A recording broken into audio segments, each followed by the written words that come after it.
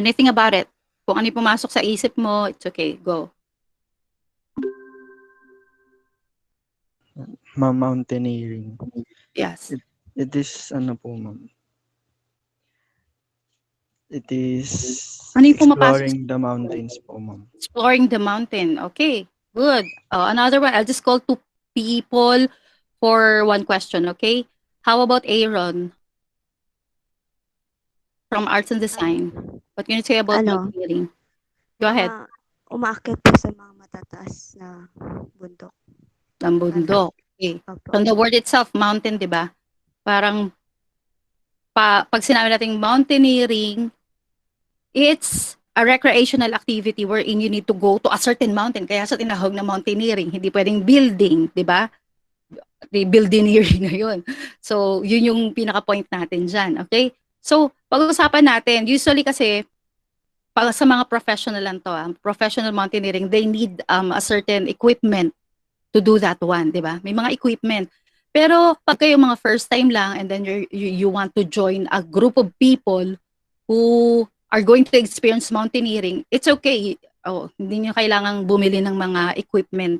Pero as much as possible, dapat may isa sa inyo na may equipment. Kasi pagdating ng time, tatanong ko sa ipapakita ko yung equipment and then you're going to like analyze lang. So, parang pag nakita nyo yung bagay, what do you think para saan yan? Why do they need that particular thing? Yun yung sasabihin nyo sa akin, ha? Just by like looking at it, okay? Again, I will call random people, so you better be ready if I call you, okay?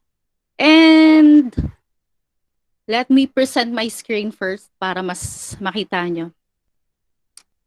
Habang nagkiklik ako dito sa laptop, can somebody tell me kung ano yung connection nito dun sa activity about mountaineering? You can raise your hand if you want. Sino ba ang pwedeng mag-volunteer at sabihin kung what part of the activity na ginawa nyo last time, yung mountaineering? Anong activity dun? Except for the game masters, ibig sabihin yung mga nagpalaro, except for them, who else? Wala mag-raise ng hand?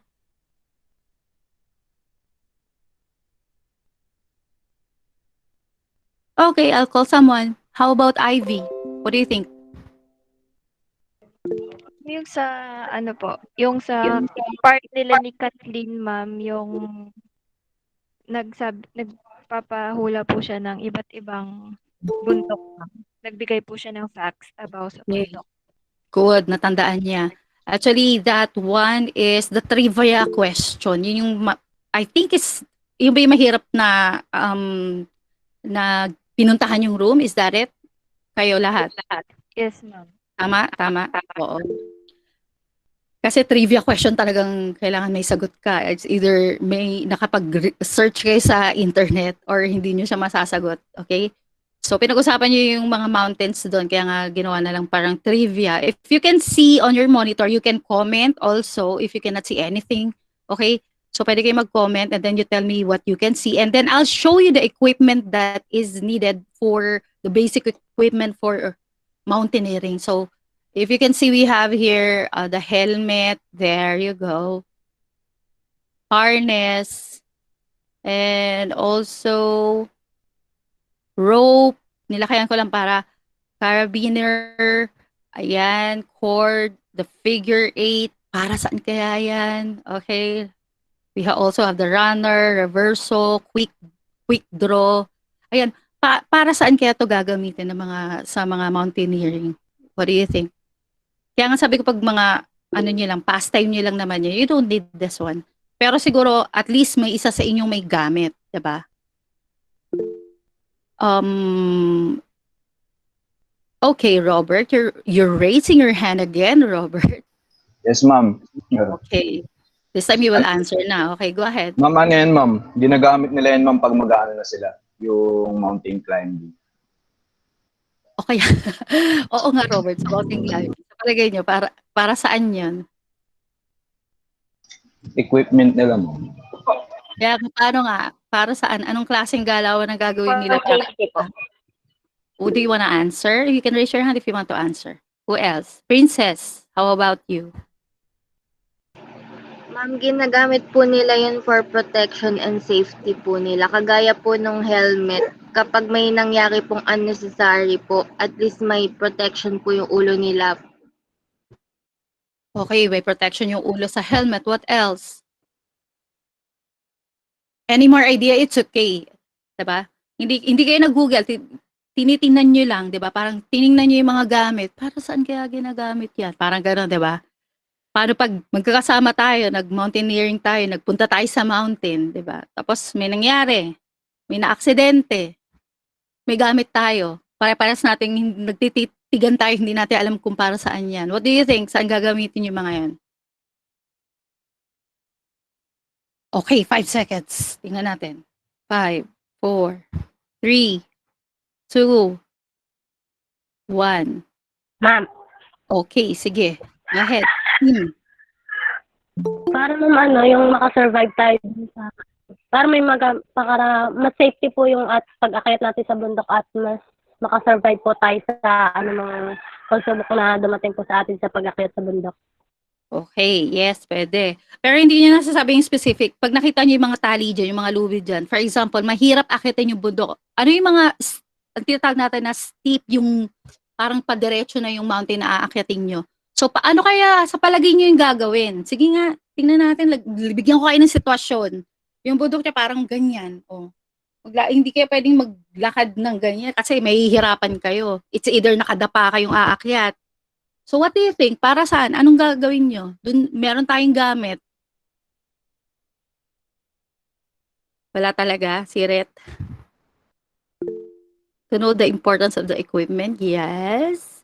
Yung gamit na yun, ito na. Yung gamit na yun, may isa sa inyo na magka-climb sa taas. 'Di ba? Yun yung may situation tayo, situational to. Pero pag ordinary lang, hindi nyo gagamitin yan. Baka akala nyo, pag akit nyo, may kayo ginagamit yung equipment. No. Okay? Tama naman yung nakikita ko para mapabilis. Yes, Andre, do you wanna answer?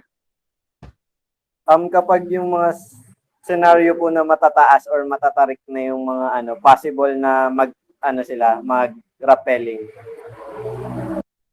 May rappelling bang pataas? Hindi, yung isa po na naaakyat ng isa. Using yung mga hooks parang nila. iba yung Possible sinabi mo na pababa na may yun. kasama po sila. Okay, tama yung sinabi ni Andre, malapit na doon, ha? Pag mahirap na akyatin, may isa na parang yung pinaka-advanced level, pinakamagaling umakyat, siya aakyat sa taas. Tapos anong gagawin niya? Itatali niya yung rope sa taas, kung may pagtatalian siya. Dalawang bagay yan. Pwede siyang bumaba uli, or nandun lang siya sa taas, intayin niya. Anong gagawin ng mga kasama? Sige nga, tingnan natin kung nakikita niyo yung pinupuntahan natin. Baka hindi na lang tayo nagkakaintindihan. Okay, sabi ni Aaron, hihilahin. Hindi hihilahin, mga anak. Huwag hindi nyo papagurin yung tao sa taas, hindi niya hahawakan ng hihilahin kayo. Ano? Gagamitin siya, aakyat, yes. Hahawakan nyo yung rope. Kasi yung rope yung parang mas makakadagdag, di ba?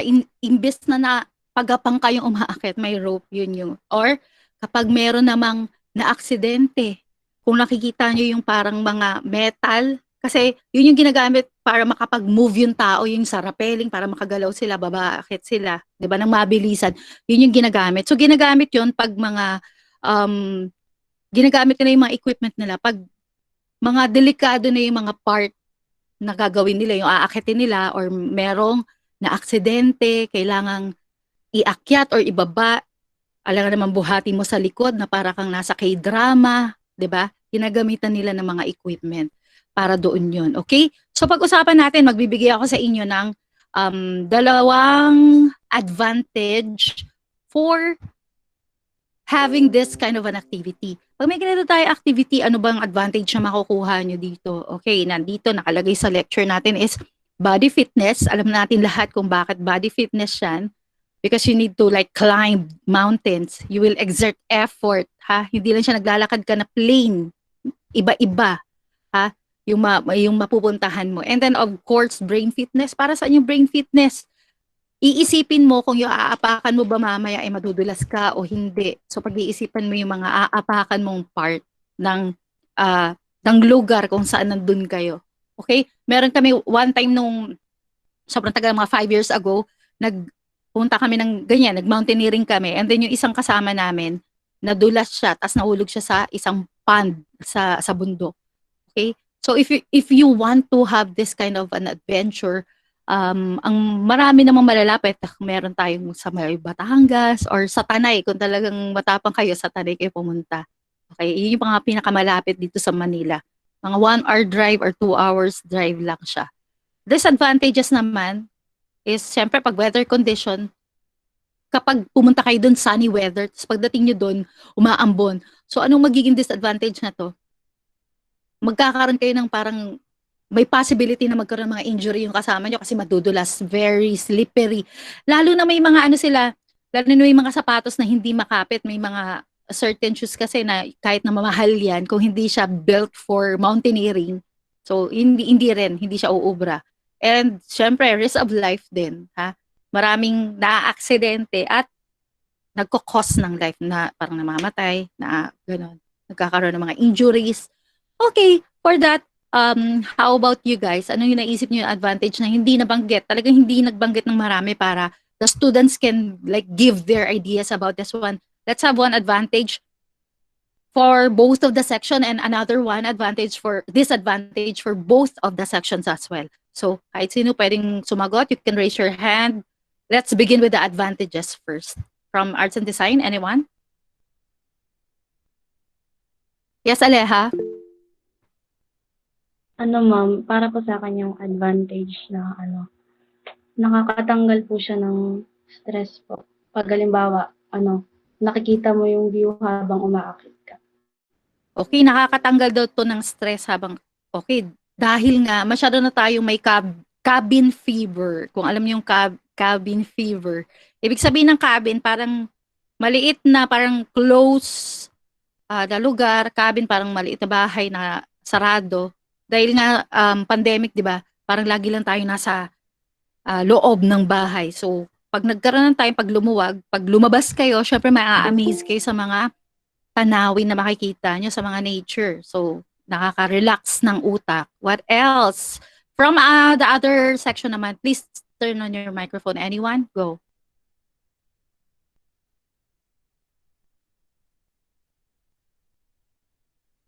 Nag-aantay ako na may magsasalita. ABM na.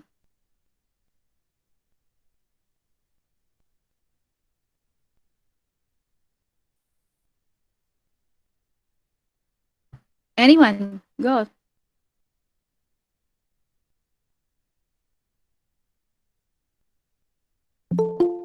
Meron ba sa ABM na magsasalita? Ma'am, it helps you Yes, to be what? more competitive, ma'am. Kasi Isa pa po? parang yung competitive po. Competitive. Tama, Angelica. So, anong masasabi? Dahil? Yung kasi kapag umaakit ka po, nakakapagod pero parang lalabanan mo yung sarili mo kasi gusto mo makita yung tuktok ng bundok. Yes. Okay? So parang mamomotivate ka na lagi ka na lang nasa bahay, pero this time, kailangan mong ma-achieve at marating mo yon na hindi ka susuko kasama sila. 'Di ba? Okay. Good idea for the advantages. Okay, moving on. Bago tayo mag-move on, magbibigay lang ako ng code.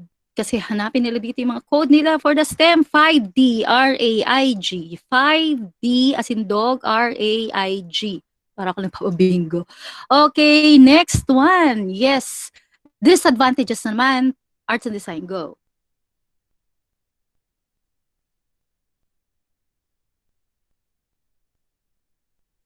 Pwede mauna yung ABM kung nag-iisip pa yung Arts and Design. Disadvantage naman ng about dito. Meron dito basahin ka lang, helps you build interpersonal relationship. Okay, very good. Okay, how about, wala kayong nakikitang disadvantage about this one? Ano po, ma'am? Solito po. Yes, go ahead, Solito. Yung disadvantage po, may chances po na yung equipment baka mag-break. Okay, yan. Tama na hindi ko naisip yan pero very good idea. Lalo na kapag ganito kasi yung mga, sabi ko nga mahal yung equipment. Pero pag makita nyo sa Shopee siguro na mura yung mga equipment, alam nyo na yung quality ng makukuha nyo, di ba? It's either madali siyang ma-break, so hindi makakaya yung bigat. Kung nakita nyo kanina yung parang lagayan lang ng susi, ha? Kasi meron kaming ganun. Pero pag bumili ka nun, ang cost nyo maabot siya ng 3,000, yung ganun lang, yung parang naka-oval type na ano.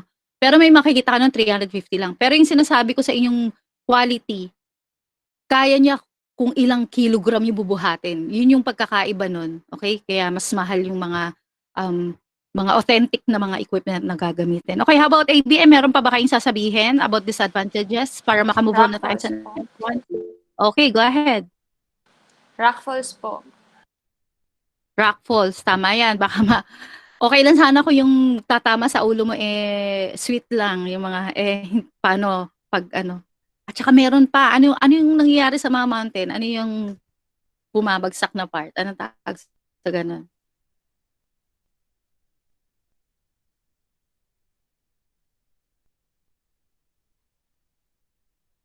Okay, hindi natin alam. Nakalimutan natin. Ano tawag sa ganun? O, Google nyo kung tawag doon. Diba? Landslide, diba? Alam niyo ba yung landslide? Are you familiar with landslide? Familiar po. Yes Oh, po. hindi ko na explain yun. Kasi parang may mga part, 'di ba? May mga part na parang pag nagulo or may something na ano, bumabagsak. Kahit na konting lindol lang, may part na biglang babagsak.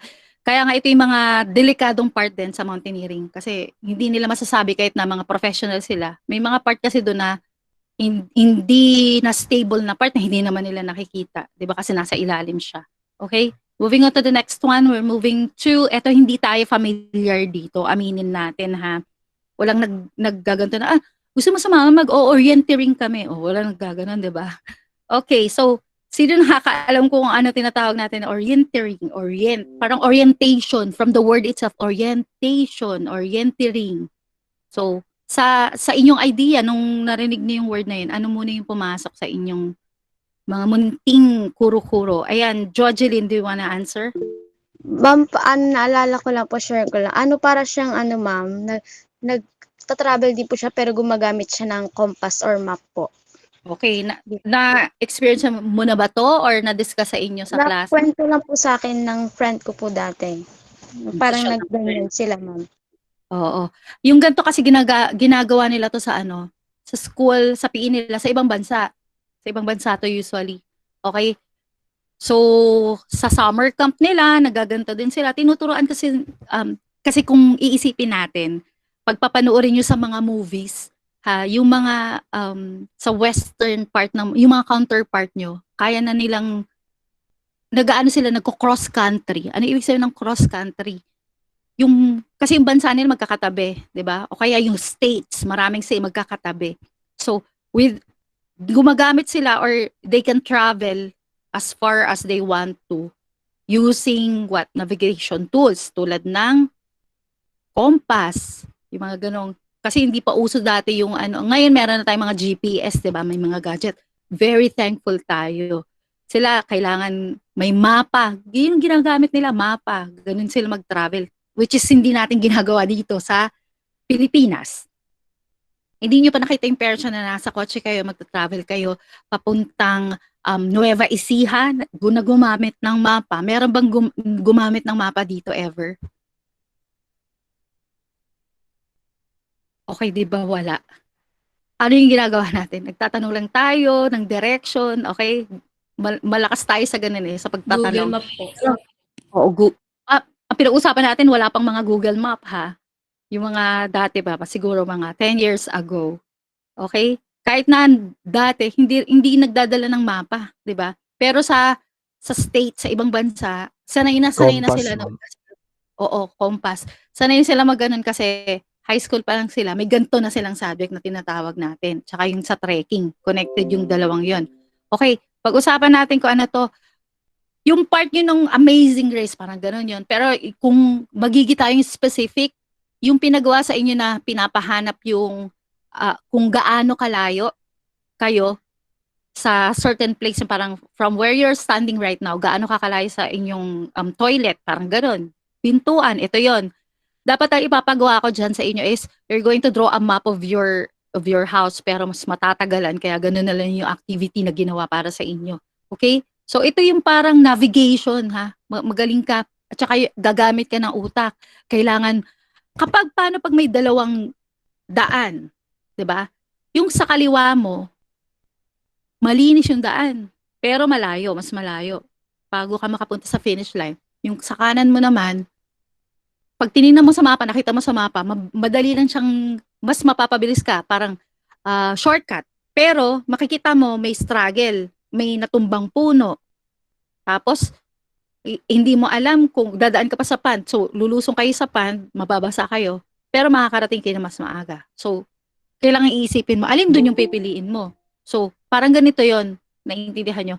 So hindi lang kailangang alam mo yung how to navigate, but also yung tinatawag natin na intelligent quotient, okay?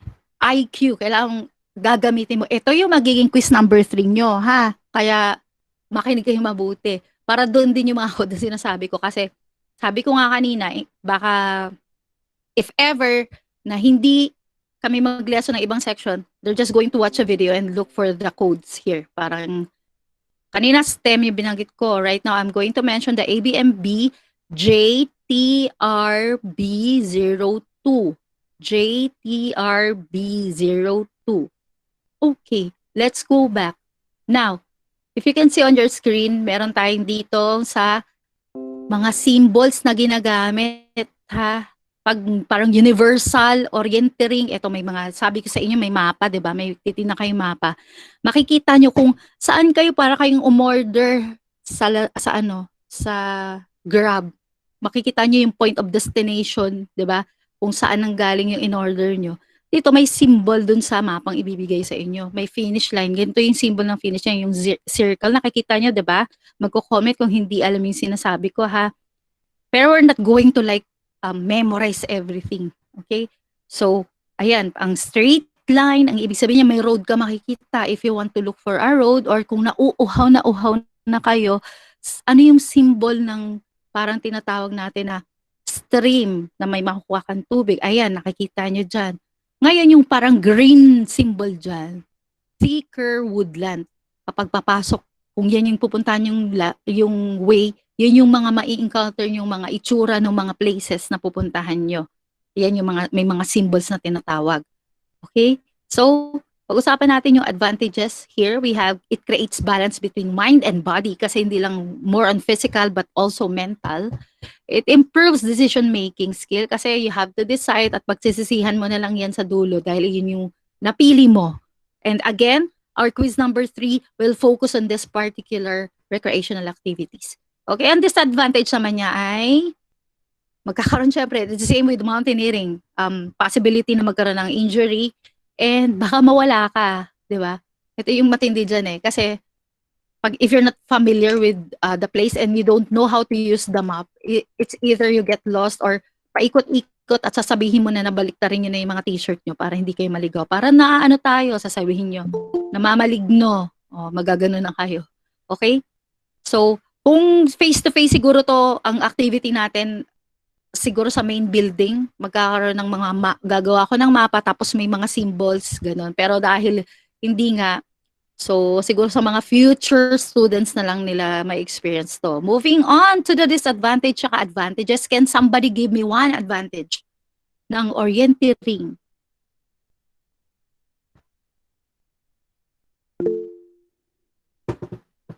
Yes, Angelica. Ano po, ma'am, it sharpens our decision-making skills po. Lalo na kapag titignan natin Nabanggit na yan. kung saan pupunta. Yan yung example in future. Ano po, ma'am? Balance between the physical and the mind po.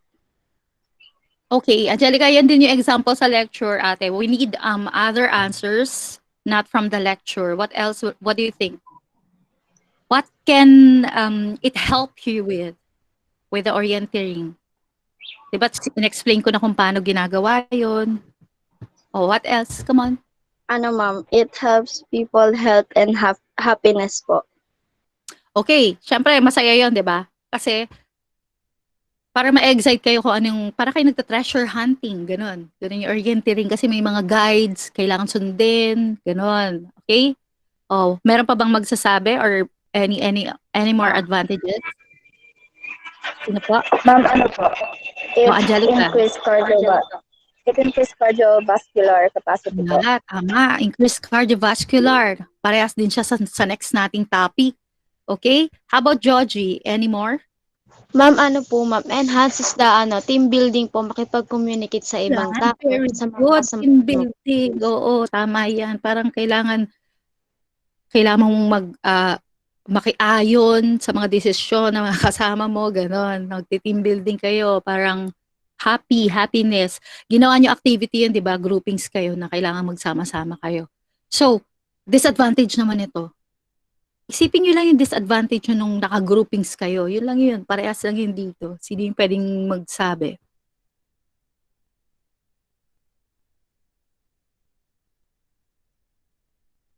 Pag wala ako na, wala kayong disadvantage dito. Meron kaya? Anyone? 5 seconds. 4, 3. Dalawang section pa yun nandito, ha? Malilito po. Oo. Tama naman si June. Nakakalito. Okay? Ang pinaka-disadvantage ito, dahil nga team building siya, di ba? Ano mangyayari? Naiintindihan niyo yung sinasabi ko. Magtatalo kayo. Tama yung sinabi ni Aaron. Magkakaroon ng sisihan, away-away. Ito yung magiging disadvantage. May team building nga, masaya, di ba? Team building. Pero sa dulo nito, medyo magkakapikunan. Tapos may magsasabi ng bida-bida to, ganon. So, nagkakaroon ng parang discussion, di ba? Okay? So, healthy naman siya, parang magde-debate kayo kung bakit ito ang pipiliin nating way, bakit hindi yun, okay? So, it's healthy naman. Now, moving on, kanina nabanggit yung cardiovascular, more of that particular activity is for this recreational. Ito yung next, yung trekking. Ito talaga, cardio talaga to, ha? Okay. Etong trekking, may nagsabi yung hiking, ano daw pagkakaiba ng hiking at trekking? Ang hiking kasi parang pasyal-pasyal lang, lakad-lakad. Pero pag sinabing trekking, ito may activity to eh. Long distance walking, at the same time, may purpose kayong gagawin. Kumbaga, may isang team din na you're going to this particular place. Halimbawa, first team, mauna sila. After 5 minutes, next team. Naintindihan nyo? Ganito yung trekking. Pero yung parang kanya-kanya tayo, hiking lang tayo. Ganon. Pero yung trekking, susundan mo yung way nila. Naintindihan nyo? Kaya siya trekking, para siyang, pag sa kotse, convoy kayo convoy kayo sa amin. Ibig sabihin nakasunod ka kung saan siya pupunta. Ang trekking naman sa mga naglalakad. So, may mga symbol yan. Kaya nga may nauna sa inyo ng like 30 minutes na una kasi they're gonna check if yung path na pinag-usapan yung dadaanan nyo, if it's clear, dangerous, sila yung magsasabi. And they will redirect you kung saan kayo pwedeng pumunta. Ito yung mga symbols niyan.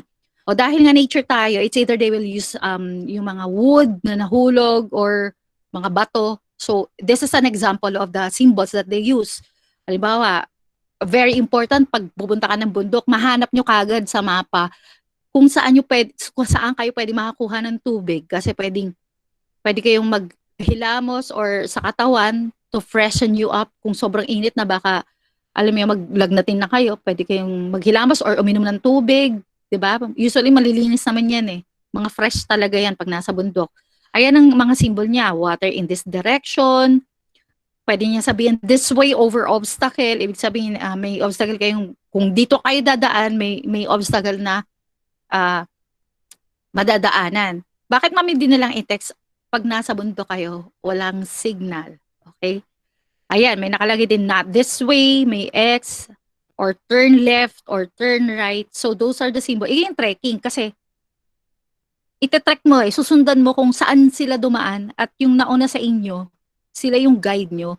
And they use this particular symbol just to tell you what to do. Ang pinakamasaklap dyan, yung pabilog.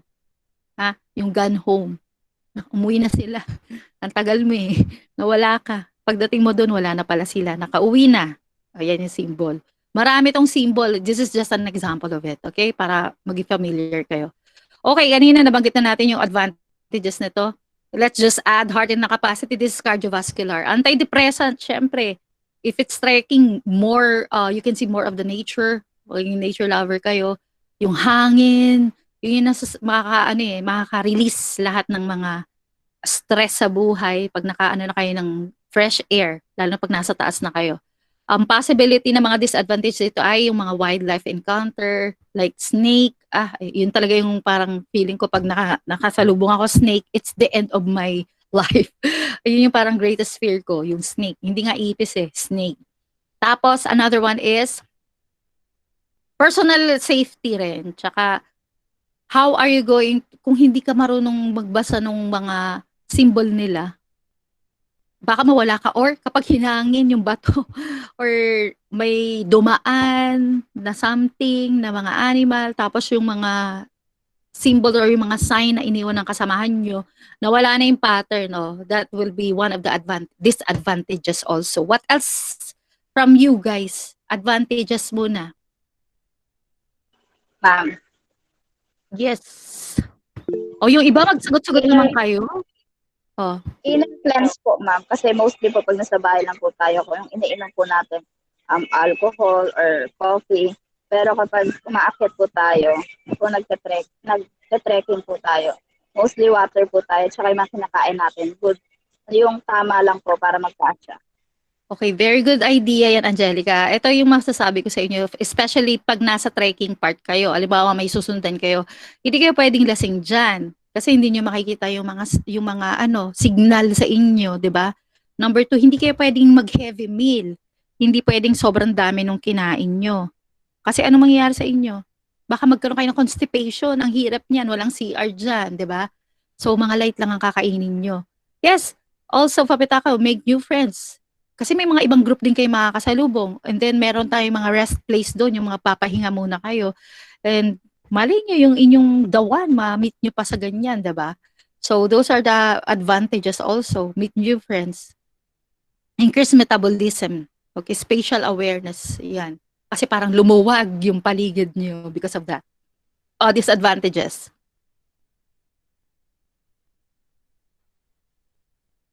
Anyone?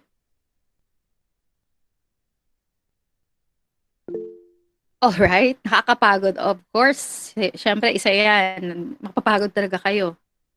Siguro pag umuwi na kayo, kasi parang hindi kayo mag-overnight, isang lang, yan, sasakit yung lower leg. Lalo na pag first time, you're not really, yung mga stretching pa talaga yan bago sila umakyat ng bundok. Madidisgrasya, of course.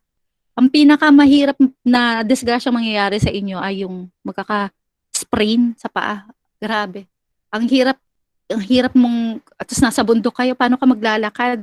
Tapos bubuhatin ka na kasama. Tapos yung paa mo, di ba, pag konting matouch lang sa ground, masakit na, di ba? Yun yung pinakamasakit na mangyayari sa'yo. Okay na yung masugatan ka diretso pa rin yung lakad nyo. Okay? If we're done, we will move to the last one. Yes, the last one is the camping. Ayan. Nagkaroon ng confusion dito kasi one of the activity was about a scavenger hunt. It's like you need to like get some things from your home, from your houses. Kung ano yung mga bagay na sinasabing kailangan. Ito parang camping din yon. Ay, hindi pala. Saan pala yon? Sa, ano tawag doon? Yung services. Sorry. Yung sa camping. There has been a confusion about the essential. I think the word is essential. Pero ang ano talaga doon is essential equipment. We're talking about equipment. Kasi yung mini-mention yung water, ang acceptable doon is water bottle. So, may nagbanggit ng food. They did not consider food because the focus here is all about the equipment. Ang food natin ay essential siya. Kahit nasa bahay ka lang, essential yan. Kahit hindi ka mag-camping. So, given na yung food. Malamang daling nyo. So, kahit kanina sa mountaineering, hindi naman natin binanggit yung food. Pero alam natin, we need the food. Eventually, you will bring food, okay? So, anyways, if you're gonna do a camping and for 2 nights and 3 days without food, you can survive. As long as you have water. Alam niyo ba yun? You can survive. Okay? Pag ang hindi na kaya yung mga siguro mga 5 days to 7 days, hindi na kayo makakagalaw niyan. As long as na may tubig, yun yung pinaka-importante dyan sa lahat. Okay? So again, the question for the survey says is all about the equipment that you need during the camping. Okay, basic essentials, we have 10. Meron pa, pwede maging 15, kahit na 20. Pero yung mga things lang na, parang specific things na parang kailangan natin. So, we have here that it says that camping daw is an outdoor recreational activity na pupunta ka, you will leave the urban areas. Pag sinabing urban areas, ano ibig sabihin nun? City, ma'am. City, syudad, okay? Rural, pupunta ka parang rural. Or very natural setting, which is parang basic. Walang kuryente, di ba? Hindi ka makaka-charge, walang signal yung phone. Anong gagawin nyo dun, di ba? So, ito yung mga sinabi nating essentials during the camping. Again, equipment. We're focusing on the equipments. So, we have here the tent, the sleeping bag, water bottles, first aid kit, flashlights or lanterns. We have also the pocket knife, fire starter, map, compass, and then the toilet papers. Sa ngayon, dati hindi na nga sinadadala ng toilet papers ha. And then for your clothing, appropriate clothing ha, na gagamit. It depends on the weather, okay? Nakadepende yan sa weather. And saan kayo magka-camping? Depende rin sa taas ng pupuntahan nyo. Kung dito sobrang init, mamaya magka-camping kayo dun pa sa tuktok ng Mount Apo. Iba na yung weather doon. So, kailangan may naka-ready rin kayong pamalit ng damit or pang-cover sa inyo kasi lalamig yung klima. Alam niyo naman, if it's a high place, it's gonna be cold. Okay? So, here is my question. I will call like 2 students and you will tell me among all the equipments that I mentioned here, pipili ka lang ng 3. Let's see. Bakit yun yung 3 yung napili mo? 3 lang yung dadali mo dito. So, let's see kung tama yung mga naging decision nyo. Sige.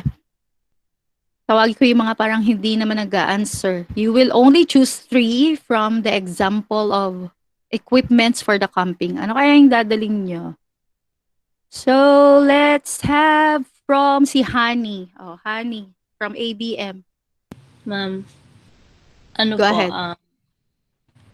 Yung tent, tapos first aid kit, tsaka po water bottles.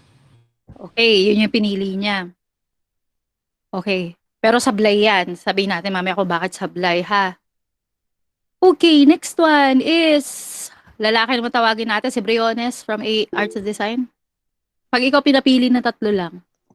Ma'am, bottle water, flashlight, tapos ano po, map, Compass. Okay. Hindi pa rin. Piliin nyo yung talagang ano. Pag kayo papiliin, halimbawa, biglaan, di ba? Nagkaroon na ng something, nagkaroon na ng mga sinasabi yung mga zombie, kineme, ganyan. 3 lang yung makukuha mo dyan. O, ano pipiliin nyo? Ganon lagi iisipin nyo. Ha? Okay. Yung iniisip nyo kasi, parang kung saan ka komportable, comfortable. Hindi. Survival. Kailangan survival yan. Kailangan survival. Ano yung 3 pipiliin nyo? To survive. Okay. Sige, last one na to kasi hahaba yung discussion natin dito. Anyways, this is only a question. Okay? So, si Robert, Robert, can you turn on your microphone, please? Yes, ma'am. Most what? Water bottles, first aid kit, tsaka yung fire starters. Okay. Water bottle, first aid kit, tsaka fire starter. Okay. That one, I can accept that. What else? Pocket knife. Okay, pag mga basic dito, number 1, pag magka-camping ka, so it will take you like a few days. Okay? Pag ang word talaga na camping, ngayon kasi sabi ko nga sa inyo, modernize na. Camping, parang day camping. Pero sa totoong buhay, ang camping talaga, it will take you like days. Kaya camping, di ba? Hindi naman siya 8 hours camping lang. Okay? So, usually, pag nagka-camping ka, kailangan mo ng protection. So, the tent is very important. Okay? Yun yung yun yung pang-protect mo sa sarili mo from other living creatures like people, animals, di ba? Sabihin nyo, pwede naman kayo matulog sa tree. that is very dangerous kasi may mga ahas, tulog na tulog ka, hindi mo alam, 'di ba? Or kaya mamaya may mga tao. But if you have your own parang own tent, kaya nga nandiyan yung tent, kumbaga, kukuhanin mo na yung tent, 'di ba? Kasi pwede mo siyang dalhin, and then sabi ko nga sa inyo, pag nagpalit ng weather, it can help you. And number 2, you really need pocket knife. Okay? Kailangan ng pocket knife.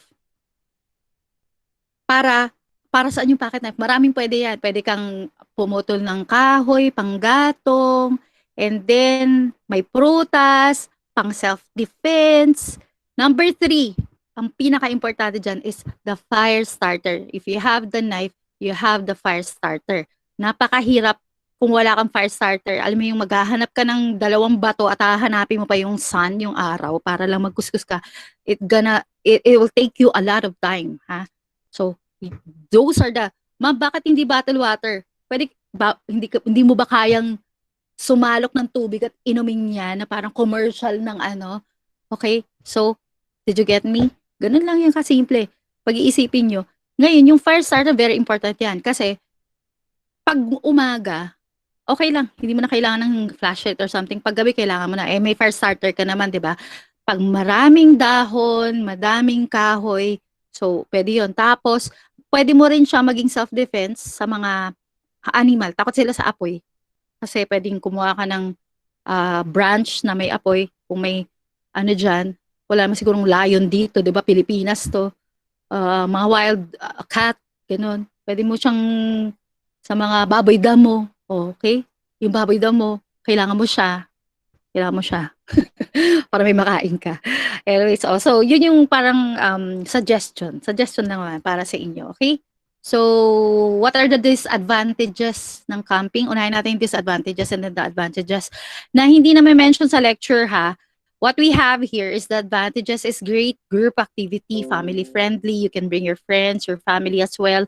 But the disadvantages is it requires a lot of equipment. Lalo na pag 3 kayong magkakamag-anak na magka-camping, kawawa naman yung mga magbubuhat, di ba? And ang kalaban nyo dyan, yung mga bugs or mosquitoes. Yun yung mga magiging kalaban nyo. Okay, ano pa yung naisip nyo na disadvantage mo na? Yung mga hindi pa nagsasalita. Alayo na ng pinuntahan natin, nakapag-camping na tayo. Wala pa rin kayo nasabi. Balde, how about you? Tell us something. Nagkakaroon po ng issue sa yung pagka nagkakalat po, may littering po. So, Very good. Oo. Kaya nga alam niyo may mga, nasabi yung kahapon, hindi ko natandaan, may mga kasabihan about that, yung parang leave the something, sino nakakaalam nun? Behind, but leave the memories behind. Parang may something na ganong kasabihan. Or parang motto, di ba? Kasi usually, nakakalungkot pag sa campsite. Pag nag-aalisan na yung tao, bukod sa nag-aalisan na yung tao, malungkot na kasi tahimik na, naiiwan yung mga basura. Yun yung nakakalungkot, disadvantage yun. Ano pa? What else? Meron nagtataas na kamay kanina. Sino yun? Sunburn. Oy, yan. Pag kayo magka-camping, expected yun na yan. Pero siyempre, disadvantage din yan. Iitim, magkakaroon sa sunburn. Yes, Nathaniel Briones. Mga weather. Yes, yung weather din, nagbabago. Baka mamaya may bagyo pala na pwedeng liparin ang inyong tent. Advantages tayo, advantages. Ano pa? Bukod sa family bonding, friends, ano pa? Peace and quiet na. Peace and quiet, oo. Yung iba nagdadala pa ng gitara, di ba? Pwede makapag-compose siguro ng song, di ba? Vitamin D boost. Ayan, may pag-boost tayo. Survival situation. Excited yung iba? May mangyayari ba tonight? Meron kayang aswang dito? Gano'n. Parang nagkakaroon kayo ng excitement sa buhay, di ba? It's like unforgettable experiences. Tama, Famitang ko. Ito yung mga time na pwede kayo magkwentuhan ng mga nakakatakot, di ba? Sa camping. Alright. So that's it. Let's move on to your quiz. So, sabi ko sa inyo kanina, we will focus on orienteering. Okay? So, this time, pipili kayo, sabi ko, you have to decide if it's the right path or the left path. Pero ang ano natin dito is shortest distance. So, I'll show you an example and then the class will decide kung saan tayo. Anong gagamitin natin? Yung daan ba sa kanan o yung daan ba sa kaliwa? Okay? Yun yung ano natin, gagawin natin right now. So, let me check first. Okay. Now, i-share screen ko sa inyo yung pipiliin nyo na path. Okay? So, you can open your microphone and kung ano yung majority, we will do that particular route. Okay? So, again, ang task natin sa quiz number 3, it's all about orienteering, is for you to choose a path wherein it will give you the shortest distance kung saan yung destination na pupuntahan natin. Dapat yung mapipili nyo ay yung short distance. So, kailangan pag-isipan nyo muna. Okay? Huwag yung sagot ng sagot. Kasi yung mga naunang section, yung nag-answer sila, parang sabi nila, kung pwede daw bang ulitin, hindi na pwedeng ulitin yun sa quiz. Doon magkakatalo-talo, lalo na sa mga honor students, di ba? Hindi pwedeng lagi mataas yung score. Kailangan din may pinag-iisipan. Ha? And then, meron kayong susundin na sunod-sunod. Kasi pag hindi nyo nasunod yung mga step-by-step procedure, I don't think you can answer the quiz number 3. So, may deadline lang siya. Hanggang alas 12 lang siya mamayang gabi. Kailangan, you need to follow the pattern or the instruction that is going to be given to you. Okay? Kailangan sundin natin yung instruction. Wait lang. Okay. Wait, hindi pa siya na-detect ng aking computer. Ayan, okay na. So, here we go. Can you see my screen now? Anong kulay nung point 1 to point 2? Anong color? Violet po. Oh, ibig sabihin nakikita nyo. Very good. Oh, now let's see. When I say right, nakikita nyo yung X, dito tayo sa bottom, sa baba. Doon tayo manggagaling, yung may X na sa baba. Pag sa kanan daw, so magta-travel tayo, pa kanan of course, dito yon, dito. Tapos akit tayo dun sa may rectangle. And iikot tayo, papunta dun sa may X. And then we're there. Pero pag left naman yung route natin, kaliwa, andar lang, parang puzzle, andar, tas diretso, rectangle din, sa taas, ikot, nandun na tayo sa X. Now, my question is, which of the two will we take? Is it the right or the left? Ganito yung quiz Right. niyo. Right po. Sabing right. Taas ang kamay yung mga nag-right. Left. Sige nga. May nag-left, oo. Siyempre, try lang natin, experiment. Lahat kayo dapat mayroon sagot sa isip, ha? Kasi pag 3 questions ko, mali kayo lahat, delikado kayo sa quiz.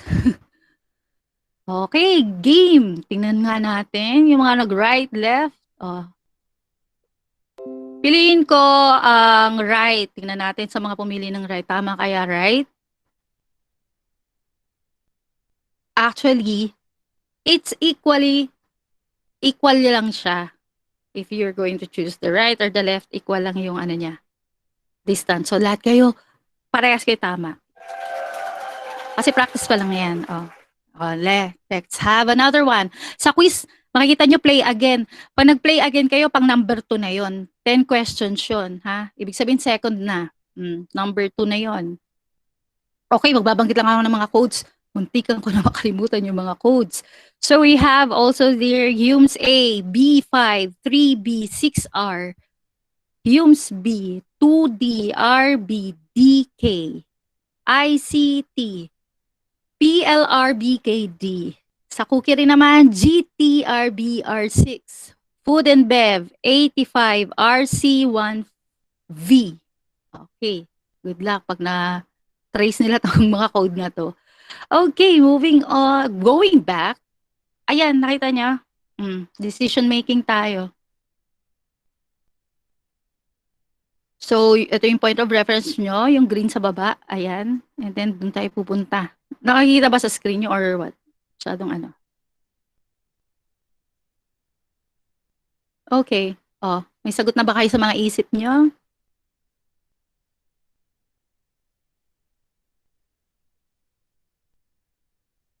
May answer na kayo? Ayan, may mga nag-ano pala. Okay, sige, tingnan natin. Pag pangalawa, Ayan. I will choose, this time I'll choose the left, ha? Left. Tingnan natin. Naku, mali. Dapat pala right. Oh, yung mga nag-right, cheer for you guys. Last one. Tapos ngayon, magkuquiz kayo, ha? After na nito. Okay. Ayan. Left or right?